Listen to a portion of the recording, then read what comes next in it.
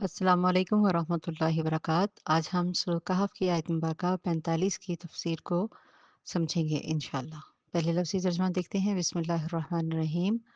वज़रिब और तुम बयान करो या करें लहुम उनके लिए मसला मिसाल है अल हयात दुनिया दुनिया की ज़िंदगी कमा जिससे के जिस तरह से अंज़लनाहु हमने उसको उतारा या हमने नाजिल किया मिनस्समाई आसमान से फ़ख्तला बस मिल जाएगा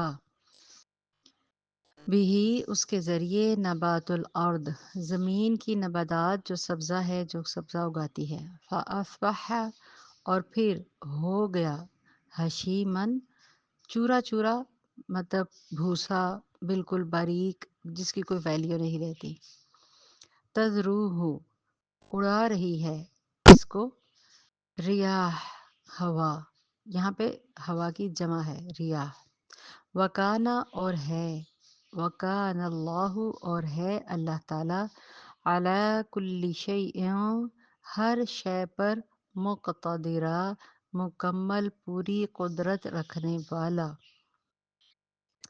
यहाँ पर हज़रत नबी आप सल्लल्लाहु अलैहि वसल्लम के साथ अल्लाह ताला मुखातिब फरमा रहे हैं कि ए नबी उन्हें ये जो हयात है ये दुनिया की जो हकीकत है इसकी मिसाल जो समझाई दी गई है इनको बताओ। वदरिब लहुम मसलल हयात दुनिया आप उन्हें दुनिया की ज़िंदगी की मिसाल बयान कर दें। रब्बुल इज़्ज़त ने आप सल्लल्लाहु अलैहि वसल्लम को ये हुक्म दिया। आप सल्लल्लाहु अलैहि वसल्लम उन लोगों के सामने दुनिया की ज़िंदगी और इसके फ़ना होने की मिसाल बयान फरमाएं ताकि वो इस हकीकत को जानकर हमेशा रहने वाली ज़िंदगी जो है कौन सी है हमेशा रहने वाली ज़िंदगी आखिरत उसका तकाबुल कर सकें उसका मुआवजा कर सकें और तरजीह दें कि हक कौन सा है हक को तरजीह दें। साथ ही अल्लाह ताला फरमाते हैं कमा अंजलनाहु मिनस समाई जैसा कि पानी जिसे हमने आसमान से नाजिल किया इस जिंदगी की मिसाल बारिश की सी है जो आसमान से बरसती तो है तो वो क्या होता है ज़मीन उसे अपने अंदर फिर जज़्ब कर लेती है अंदर उसके समा लेती है फ़ख्तलता बिही नबातातुल अर्द जब वो पानी उसके अंदर जज़्ब होता है फिर उससे ज़िंदगी के नबातात खूब घनी होती हैं। मतलब ये पौधे फल जो आपको नज़र आते हैं अगर पानी ना बरसे तो वो जगह बंजर हो जाती है ना। तो अल्लाह ताला ने ये मिसाल इस तरह से दी। इस तरह से तरह-तरह की चीज़ों के आप जानते हैं हम सब अपनी आँखों से ये मौजज़ा होते हुए देखते हैं। तरह-तरह से दरख्त परवान चढ़ते हैं, फिर उनको कलियाँ पड़ती हैं, फिर फूल निकलते हैं, फिर फल भी निकलते हैं और फिर खूब आँखों को ये खूबसूरती लुभाती है, रौनक देखने वालों को ये बहुत ज़्यादा मुतासिर करती है। जो लोग देखकर खुश होते हैं फिर भी वो बेपरवाह लोगों के भी ये मंज़र जो होता है बहुत आँखों को दिलनशीं लगता है। लोग इतनी-इतनी दूर मकामात पे हरियाली, सब्ज़, फॉग चीज़ें ये देखने, वो देखने जाते हैं। तो लिहाज़ा अल्लाह ताला आगे से क्या फ़रमाते हैं फ़अस्बहा हशीमा तज़रुहुर रियाह फिर वो चूरा-चूरा हो गई। जैसे कि मैंने पहले भी इसका लफ्ज़ी माने में बताया कि वो एक भूसा हो गई, डस्ट, खाक, चूरा-चूरा, डस्ट मतलब कि अब आप घास को तोड़ें तो वो एक कचरा और डस्ट के अलावा उसकी जान बेजान हो जाती है, उसके अलावा उसकी कोई वैल्यू नहीं रखती। अब क्या है हशीमा तज़रुहु यानी जिसे हवाएं उड़ाए फिरती हैं, फिर वो नबातात सूख जाती है और चूरा-चूरा होकर ज़मीन पर गिर पड़ती है, जो हमें पहले ग्रीन, फ्रेश आँखों को लुभाती भी अच्छी लगती है, लहलहाती भी। इवन कि कितने लोग रोज़ पेटल वगैरह यूज़ करते हैं। क्या होता है जब वो सूख जाते हैं तो उनको कोई अपनी किताब में भी नहीं रखता, फेंक देता है। बहरहाल ये तो एक कुछ जवाब आने शुरू हो जाएँगे, नहीं हम तो बुक में रखते हैं, ये करते हैं, वो करते हैं, लेकिन हकीकत तो यही है कि कोई उसकी तरफ नज़र भी नहीं मारता, जो ज़मीन में खाक डस्ट पड़ जाती है।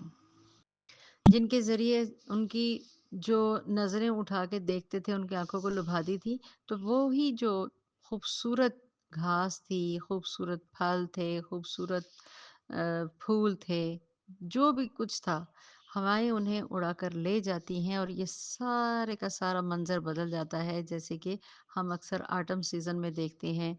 پہلے پیلے زرد ہونے لگتے ہیں پتے، پھر اس کے بعد وہ خالی ایک ٹہنیاں سی سوکھی سڑی ہوئی رہ جاتی ہیں۔ آٹم سیزن سٹارٹ ہو جاتا ہے۔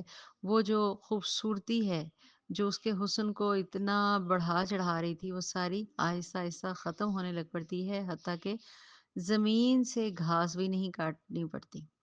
وہ ساری زمین کیا ہو جاتی ہے، سوکھ کر ککر بننے لگ پڑتی ہے، اور پھر زمین چٹیل میدان بن جاتی ہے، جس کو ایک سرسری سی نظر سے انسان دیکھتا ہے اور دوبارہ پلٹ کر بھی نہیں دیکھتا۔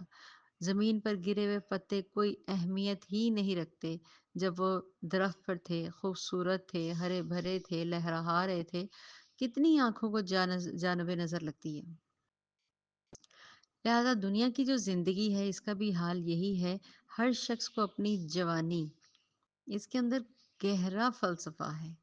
ہر ایک شخص کو جو ہوتی ہے وہ اپنی جوانی بڑی اچھی لگتی ہے، اور اس میں جوانی کے اندر وہ باتیں زبان سے بکواس کر دیتا ہے جو کہ اس کے وہم و گمان میں نہیں، کیونکہ اس نے اپنے اندر دماغ کے اندر اس کا ایک مائنڈ سیٹ بنا ہوتا ہے کہ میں تو اس وقت بڑا حشاش بشاش فریش ہوں، میری کمر سیدھی ہے، میں دوڑتے بھاگتے ہوئے مجھے کچھ نہیں ہو رہا، میری آنکھیں یہاں سے لے کے وہاں تک کا سارا منظر جانتی ہے، میں تو اپنے پیچھے ہونے والے معاملات کو بھی بڑا خوبی، خاندان کی بات ہوں، اسکول کی، گھر کی، باہر کی باتیں ہوں، ایک منٹوں میں جانچ لیتا ہوں یا لیتی ہوں۔ مطلب انسان یہ غرور میں مبتلا رہتا ہے کہ میں تو ساری چالاکیاں لوگوں کی بڑے اچھے طریقے سے سمجھ لیتی ہوں۔ ہاں، لیکن حد صد افسوس، یہاں پہ اللہ تعالیٰ نے اسی چیز کی مثال بیان کی ہے۔ اس زندگی میں مگن لوگ اپنے دوستوں سے آگے نکل جاتے ہیں، مال و دولت کے پیچھے بھاگتے ہیں، لذتوں شہوات میں گم ہو جاتے ہیں، یہی سمجھتے ہیں کہ ان کی خوشیوں کو کبھی زوال نہیں ہونا۔ بعض لوگوں کو اچانک موت آ جاتی ہے، بعض لوگ بیڈ پر پڑنے لگ پڑتے ہیں، بعض لوگ کیا کیا مثالیں ہیں، انا للہ و انا الیہ راجعون۔ مال ہونے کے باوجود بھی اپنی خوشیاں، اپنا مال، اپنی صحت، اپنا وجود، کچھ بھی حاصل نہیں ہو سکتا۔ ان کا مال ضائع ہو جاتا ہے، ان کی لذتیں چھن جاتی ہیں، ان کی خوشیاں ان سے روٹ جاتی ہیں، ان کے اہل خانہ ان کی بات کہی ہوئی کو اس طرح اگنور کرتے ہیں جیسے کہ وہ کوئی اہمیت کے قابل ہی نہ ہو۔ نئی کونپلیں پھوٹ پڑتی ہیں، اس کا دل دکھوں اور مصیبتیں برداشت کر کر کے کیا ہو جاتا ہے جی، ہمیں انزائٹی ہو گئی، ڈپریشن ہو گیا، یہ ہو گیا، وہ ہو گیا۔ اس کا مال، اس کی جوانی، اس کی قوت اس کا ساتھ چھوڑ دیتی ہے، اور اپنے اچھے برے مال کے ساتھ وہ اکیلا باقی رہ جاتا ہے۔ یہاں یہ جو مثال دی گئی ہے نا، یہ اصل میں انسان کی مثال دی گئی ہے۔ یہی حال ہے جب ظالم کو حقیقت کا علم ہوتا ہے۔ ظالم اس لیے کہا کہ وہ انسان اپنے اوپر ظلم کر رہا ہوتا ہے، اس کو پتہ ہی نہیں ہوتا وہ کیا کیا کر رہا ہوتا ہے اس وقت۔ تو جب وہ اس کو جب اپنے اس حقیقت کا علم عیاں ہونے لگ پڑتا ہے، چہرے پر جھریاں، دانت کمزور، آنکھیں کمزور، نظر کمزور، ہاتھوں کی کپ کپاہٹ، ٹانگوں کی کپ کپاہٹ، جسم کی لاغری جب اسے آہستہ آہستہ محسوس ہونے لگتی ہے، تو وہ اپنے ہاتھ چبانے لگے گا اور اپنی تمنا کرے گا کہ اس دنیا میں اللہ تعالیٰ مجھے کچھ اور لمحہ دیا جائے، جو یہود کی تمنائیں تھیں۔ آج بھی ہر شخص کی تمنا یہی ہے، اور وہ تمنا کرے گا کہ مجھے زیادہ سے زیادہ یہ چیزیں مل جائیں۔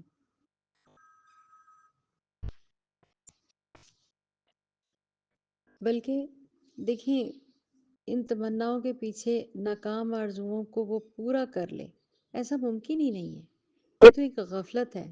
جو غلطیاں ہیں، جو کمیاں کوتاہیاں ہوئیں، توبہ نیک اعمال کے ذریعے ان کی تلافی اس وقت تو ہو سکتی ہے شاید، لیکن وقت تو چلا گیا نا۔ لہٰذا عقل مند وہ ہے جو اپنے مرنے کے بعد زندگی میں دیکھ لیتا ہے، کہ فیصلہ کر لیتا ہے کہ اسے دنیا کے اندر جو زندگی ہے وہ جانوروں کی طرح گزارنی ہے، کہ بس اپنا پیٹ بھرا، اپنا پیٹ کھایا، اپنی اولاد کو پھاڑا اور دوسروں کو چیر پھاڑ کر کے رکھ دیا، جیسے کہ شیر کرتا ہے، جنگل کا بادشاہ ہے۔ لیکن دوسروں کو پھاڑ دیتا ہے، دوسروں کو قتل کر دیتا ہے۔ خیر اس کی مثال اس کے ساتھ تو بالکل نہیں بنتی۔ کہنے کا مطلب ہے انسان بھی وحشی جانور کی طرح اپنے رشتوں کو قتل کر دیتا ہے، ان کو چیر پھاڑ کر کے وہ اپنی جو چیزیں ہیں دنیا کے ان کو عروج کو حاصل کرنے کو پہنچ جاتا ہے۔ وہ سمجھتا ہے کہ میری نعمتوں کو کبھی زوال ہی نہیں ہوگا نا، ان کو کبھی زوال پذیر ہو ہی نہیں سکتی، ان کی خوشیوں کو کبھی غم ہی نہیں لگے گا۔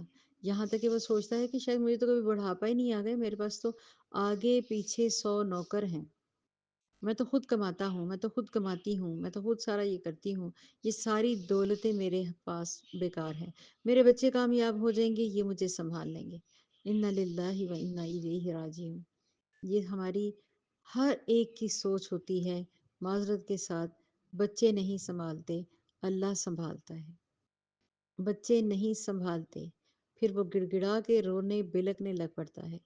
اس کو 3 دن بیڈ پر یا ہفتہ بیڈ پر گزارنا پڑ جائے نا، تو والدین کتنے بھی پیارے نہ کیوں نہ ہوں، بچے کہیں گے کہ ان سے بو آ رہی ہے، ان کے جسم سے بو آ رہی ہے، ان کا علاج کروائیں۔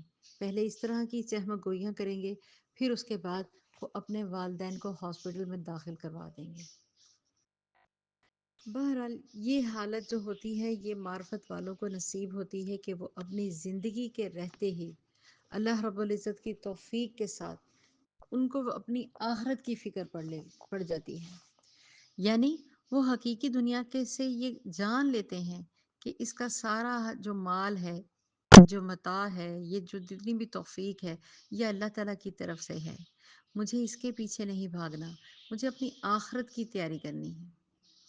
اس بالکل اس آیت کو جو سورۃ کہف کی آیت ہے، اس آیت کے علاوہ سورۃ یونس میں بھی یہی آیت کو واضح بیان کیا گیا ہے، پھر سورۃ حدید میں بھی۔ سورۃ حدید کی آیت مبارکہ 20 آپ پڑھیے گا، اور سورۃ یونس کی آیت مبارکہ 24، اور مطلب اور بھی کافی زیادہ آیات ہیں، لیکن ان کو اسپیشلی آپ نوٹ کریے گا تو ہو بہو یہی بات ہے۔ جیسے کہ میں سورہ یونس کی آپ کے ساتھ آیت مبارکہ کا معنی چینج کرتی ہوں۔ دنیا کی زندگی کی مثال اس پانی جیسی ہے جسے ہم نے آسمان سے نازل تو کیا، اسے زندگی میں اگنے والی چیزیں خوب مل جائیں گی، اور اس میں سے انسان جو پائے جو پائے چھپائے کھاتے ہیں، وہ جہاں تک زمین پر اپنی رونق لے لی اور خوب مزین ہو گئی، اور اس کے رہنے والوں کے لیے یقین کر لیں گے کہ بے شک اب وہ اس پر قادر ہیں، تو ہمارا حکم رات کو یا دن کو آ گیا اور ہم نے اسے کٹی ہوئی کر دیا، گویا وہ کل یہاں کچھ بھی نہیں تھی۔ ہم آیات کو ایسے ہی کھول کھول کر بیان کرتے ہیں ان لوگوں کے لیے جو غور و فکر کرتے ہیں۔ اب یہاں پہ جو لفظ تھا میں اس کو معنی بتانے لگی تھی درمیان میں، لیکن مطلب پھر چینج ہو جائے گا۔ یہ دیکھیں نا، یہاں اللہ تعالیٰ فرماتے ہیں ہم نے اس کو کٹی بھی کر دیا، یعنی کہ وہ بھوسے کی شکل اختیار کر گئی اور اس کی زندگی ختم ہو گئی ایک ہی لمحے میں، اور ہمیں ظاہری طور پہ تو نظر نہیں آتی۔ اسی کی مثال، اسی آیت کی مثال دیکھیں یہاں پہ ویسے ہی اللہ تعالیٰ فرما رہے ہیں۔ پھر سعد ابو رضی اللہ تعالیٰ عنہ اور سوری سیدنا ابو سعید خدری رضی اللہ تعالیٰ عنہ سے روایت ہے کہ رسول اکرم صلی اللہ علیہ وآلہ وسلم نے فرمایا، دنیا بڑی میٹھی اور سرسب یعنی پرکشش ہے، بے شک اللہ تعالیٰ تم کو زمین میں جانشین بنائے گا، پھر دیکھے گا تم کیسے عمل کرتے ہو، پس اس میٹھی اور پرکشش دنیا سے بچ کر رہو۔ عورتوں سے بھی محتاط رہو، کیونکہ بنی اسرائیل میں سب سے پہلا فتنہ عورت کی وجہ سے پیدا ہوا تھا۔ یہ بات بالکل درست ہے، صحیح بخاری کی مثال یہاں سے مسلم کی یہ روایت ہے 6948۔ اب اس کو خود بھی پڑھیے گا۔ دیکھیں بات یہ ہے کہ اللہ تعالیٰ کم بیشوں کو معاف فرمانے والا ہے، اس کی بہت زیادہ حدیث سے میں آپ کو مثالیں دے سکتی ہوں، حدیث، روایت، آیات، قرآن، اس سے بڑی مثالیں کیا ہو سکتی ہیں۔ کچھ لوگ اپنے مال کے لیے، دنیاوی مال کے لیے اتنے بے حس ہو جاتے ہیں کہ وہ کہیں گے کہ ہاں زکوٰۃ ہم نہیں دیتے کیونکہ ہم تو خود زکوٰۃ کے مستحق ہیں۔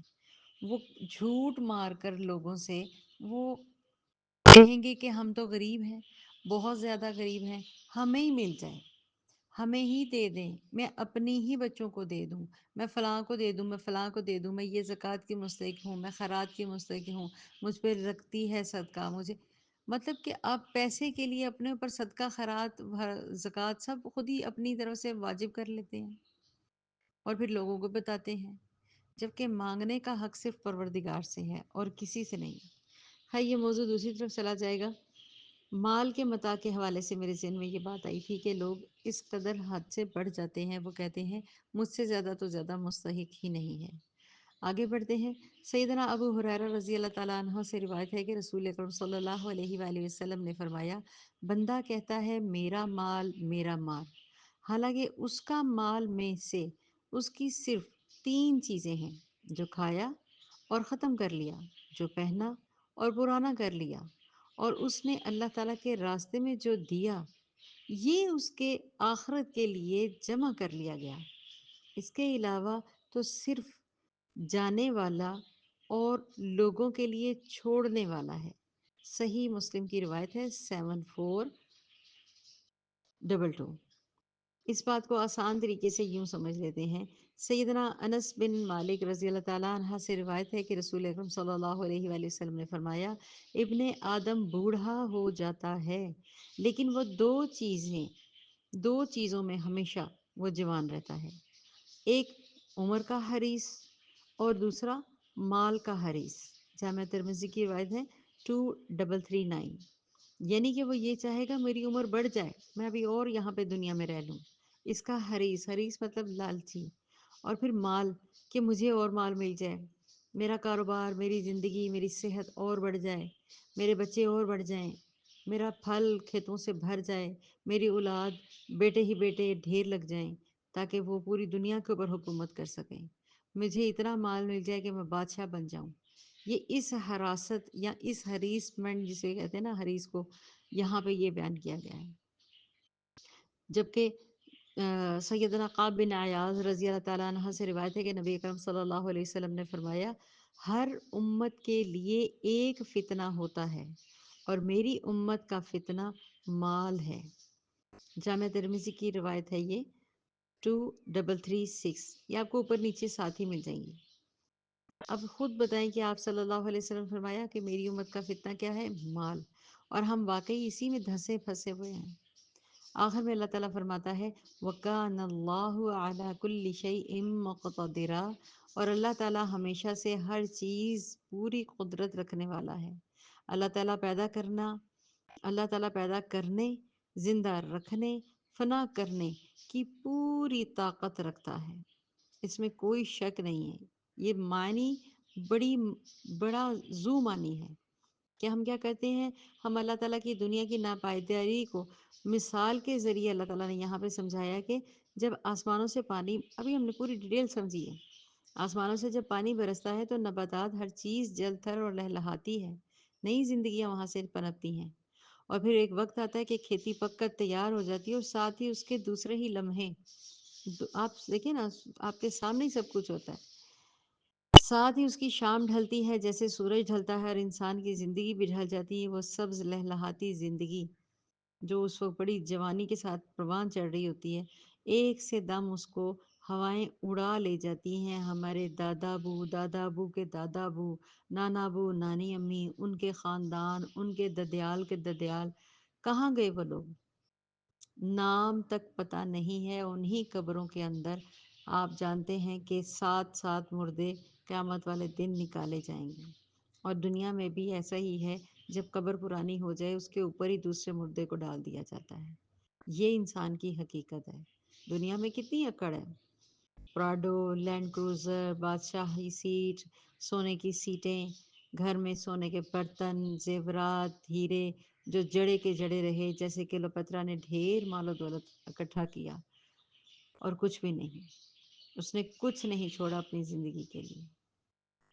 لہٰذا دنیا کی رونقیں ختم ہونے والی ہیں، مگر جو لوگ نیک اعمال کریں گے باقی وہی رہنے والے ہیں، کیونکہ ان کے نیک اعمال ان کے ساتھ جائیں گے۔ جب انسان فوت ہوتا ہے تو اس کے ساتھ تین چیزیں جاتی ہیں، یہ مثال آپ نے بڑی دفعہ سنی ہوں گی، کہ ایک اس کی اولاد، دوسرا اس کے مال اس کے ساتھ جاتا ہے، تیسرے اس کے اپنے ذاتی اعمال، سب کچھ پلٹ کے واپس آ جاتا ہے۔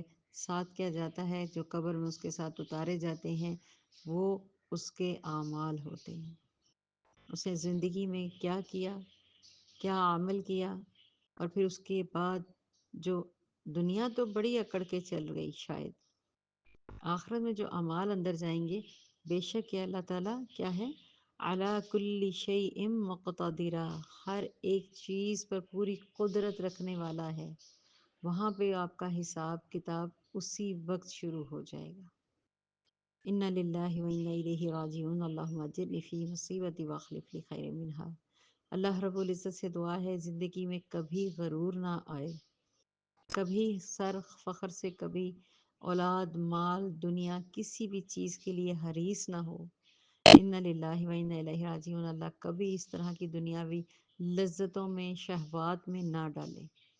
آمین ثم آمین۔ جو جانے انجانے میں ہو چکا، اللہ رب العزت سے دعا ہے کہ اللہ ہم سب کو معاف فرمائے۔ آمین ثم آمین انشاءاللہ۔